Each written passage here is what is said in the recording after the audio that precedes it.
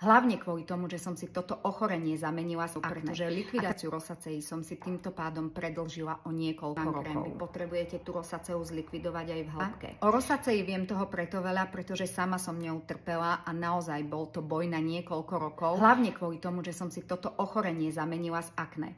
A tak som používala produkty na likvidáciu akné, na vysúšanie, pilovala som tú pokožku, lebo som si myslela, že keď to ako zošúcham dolu, takže sa toho zbavím. Ale bol to veľký omyl, pretože likvidáciu rosaceí som si týmto pádom predĺžila o niekoľko rokov.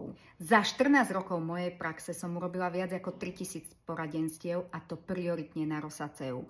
A vždy so ženami riešim nasledujúce problémy. Pokiaľ si nie ste istá, či svoju rosaceu a svoju červeň likvidujete správne, skúste napísať do komentáru chcem. Pošlem vám krátky dotazník, ktorý keď vypíšete, zhodnotím, či by som vám vedela pomôcť alebo nie.